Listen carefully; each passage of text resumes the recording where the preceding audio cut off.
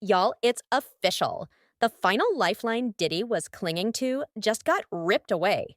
For months, whispers floated around that the only man who could save him from spending the rest of his life in prison was none other than Donald Trump. A presidential pardon was the one escape route left. But now, that door just slammed shut because Trump himself went on Newsmax and said, flat out, he's not likely to pardon Diddy, the same man who partied with him back in the day, who once smiled in photos with him, just made it clear those old ties don't matter anymore. And without that pardon, without bail, without friends in high places, Diddy's empire is crumbling for everyone to see. But the story of why Trump turned his back is even crazier than the headlines, because it's not just about politics. It's about grudges, betrayals, informant rumors, and a judge who's now talking about stacking on extra prison years. So let's break down how Diddy went from hip-hop billionaire to begging for mercy, and why the world just watched his last chance slip away. So here's how it went down. Trump gets asked about Diddy's situation, and instead of dodging, instead of giving a politician's answer, Trump just says he's more likely a no when it comes to a pardon. Why? Because Diddy turned his back on him first. Trump made it clear. Back when he was running for office, Diddy was one of the loudest voices against him. He trashed Trump, called him dangerous, even said white men like Trump need to be banished. And let's be real, Trump doesn't forget insults. So when Diddy's lawyers came crawling, hoping for forgiveness, Trump shut it down. But here's the kicker. CNN found out Diddy had actually been working behind the scenes for months to get Trump's help. His lawyers were talking with Trump's team in secret, negotiating what could have been the deal of Diddy's life. At one point, Diddy even told his own lawyer, I need a pardon. And at first, those lawyers lied. They denied everything, hoping the story would stay buried.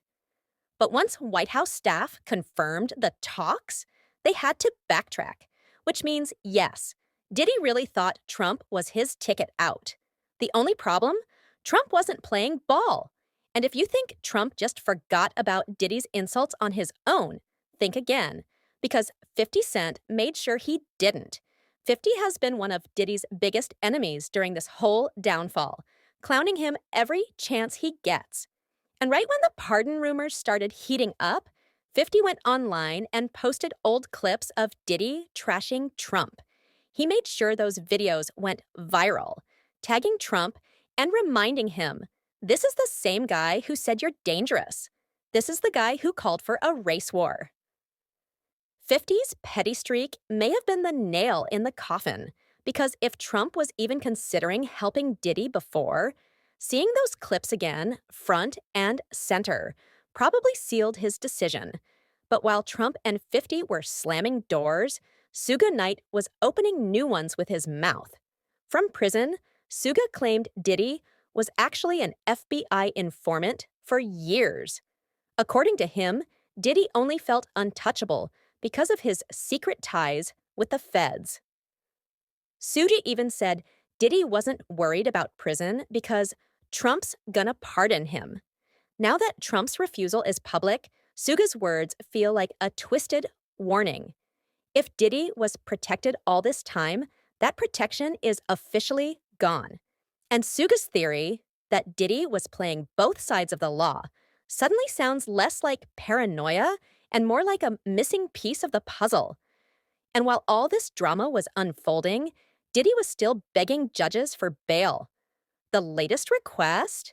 $50 million. That's how desperate he was. His lawyers promised the world house arrest, armed guards, no internet, no phone. They even offered 24/7 surveillance to prove he couldn't run. But the judge wasn't buying it. Why? Because prosecutors warned that if Diddy ever got out, witnesses would be in danger. Cassie's lawyer even spoke up, saying releasing him would be a threat to victims everywhere. And with his track record, the judge agreed. Bail denied, again, and it gets worse. At first, everyone thought Diddy was looking at 4 or 5 years max. But prosecutors aren't stopping there. They just asked for a sentence way above the guidelines, saying Diddy's history of violence, intimidation, and abuse deserves far more time. The judge, he's already hinting he might agree, which means Diddy isn't looking at a slap on the wrist anymore. He's staring down the barrel of a long, possibly life ending stretch behind bars. And just when you think it couldn't get darker, it does. In the last few weeks, 6 new civil suits have dropped, including one from a minor. The accusations are chilling: drugging, transporting victims across state lines, and assaults that could bring even more federal charges. These aren't just messy lawsuits, they're potential evidence. If prosecutors connect them to the main case, Diddy could be facing decades on top of what's already coming. His bad boy for life persona has officially turned into a nightmare that won't end. So let's put it all together. Trump won't save him.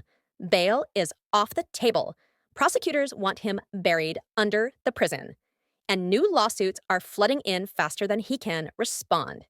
For decades, Diddy lived like he was untouchable: money, fame, power, connections. But now, all of that is gone.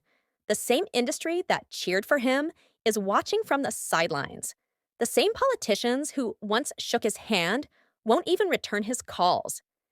And the big question left is this: was Diddy always untouchable because of money and backdoor deals? Or was it only a matter of time before justice caught up to him? Because one thing is clear: this time, there's no escape.